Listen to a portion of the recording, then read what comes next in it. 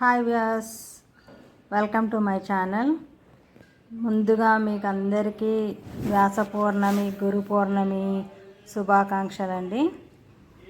వ్యాస పౌర్ణమి రోజు మనము గురువులకు పూజ చేస్తాం కదండి. అలాగే మన సాయిబాబా గుళ్ళల్లో కూడా చాలా ఘనంగా మనము గురు పౌర్ణమి వేడుకలు అయితే జరుపుకుంటామండి. అన్ని చోట్ల అన్ని గుళ్ళల్లో బాగా ఘనంగా జరుపుకుంటారు. అలాగే మా ఇంటి దగ్గర కూడా సాయిబాబా గుడిలో చాలా బాగా పూజలు జరుగుతాయండి. పొద్దున్న కాకడ ఆరతి తర్వాత అభిషేకం మొదలవుతుందండి. అభిషేకానికి కూడా చాలామంది వచ్చి పొద్దున్నే 5:30కి అభిషేకం స్టార్ట్ అవుతుందండి. పంచామృతాలతోని స్వామివారికి అందరి గోత్రనామాలన్నీ చదివాక బాబావారికి అభిషేకం జరుగుతుందండి. అందరూ పంచామృతాలు తీసుకొస్తారండి. పాలు, పెరుగు, తేనె, నెయ్యి, పంచదార ఇవన్నీ.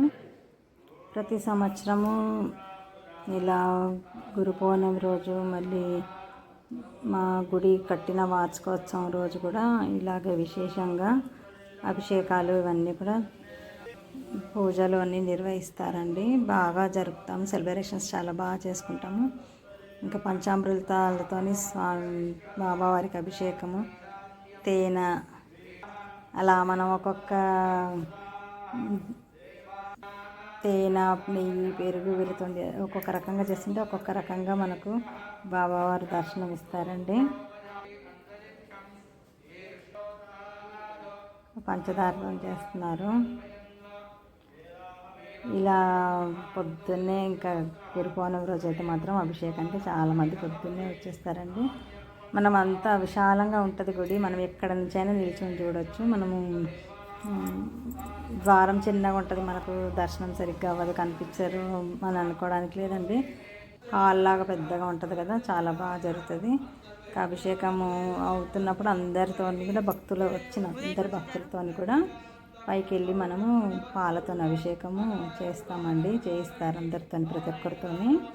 ఎంతమంది ఉన్నా సరే, మామూలుగా గురువారం అయితే ఇంకా తక్కువ మంది ఉంటారు కాబట్టి అందరం చేస్తామని. పౌర్ణమి రోజు మాత్రం అందరి చేత పాలు మాత్రం పోయిస్తారండి. ఇంకా మిగతా రోజుల్లో అయితే నీళ్ళు కూడా పోస్తాం అందరం, పాలు నీళ్ళు కూడా. ఇంకా ఇప్పుడు జనం ఎక్కువ ఉన్నారని ఉట్టి పాలు ప్రతి ఒక్కరు జంటలుగా వెళ్ళి అభిషేకం చేస్తారండి స్వామి బాబావారికి. మొత్తం ఎంతమంది ఉన్నా అంతమంది చేత చేయిస్తారు. ఇంకా మొత్తం తేనె, నెయ్యి, పాలు అన్నిటితో అభిషేకం అయిన తర్వాత ఇంకా గంధం నీళ్ళలో కలిపి గంధంతో కూడా అభిషేకం జరుపుతారండి. తర్వాత గంధము, కుంకుమతోని, పసుపుతోని, విభూది ఇలా ఒక్కొక్క బిందెలో విడివిడిగా కలిపేసి అన్నీ అభిషేకం చేశారండి.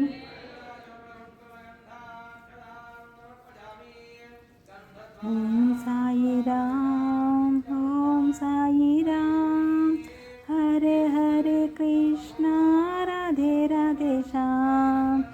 ఓం సాయిరాం, ఓం సాయిరాం, హరే హరే కృష్ణ, రాధే రాధే శ్యామ్. ఓం సాయిరాం, ఓం సాయిరాం, హరే హరే కృష్ణ, రాధే రాధే శ్యామ్. ఓం సాయిరాం, ఓం సాయిరాం, హరే హరే కృష్ణ, రాధే రాధే శ్యామ్. ఓం సాయిరాం, ఓం సాయిరాం, హరే హరే కృష్ణ, రాధే రాధే శ్యామ్. ఇంకా ఆఖరిగా విభూతితో కూడా చేశారండి. విభూతితో తర్వాత చేశాక ఇంకా పాలతో ఇంకా చేస్తున్నారండి.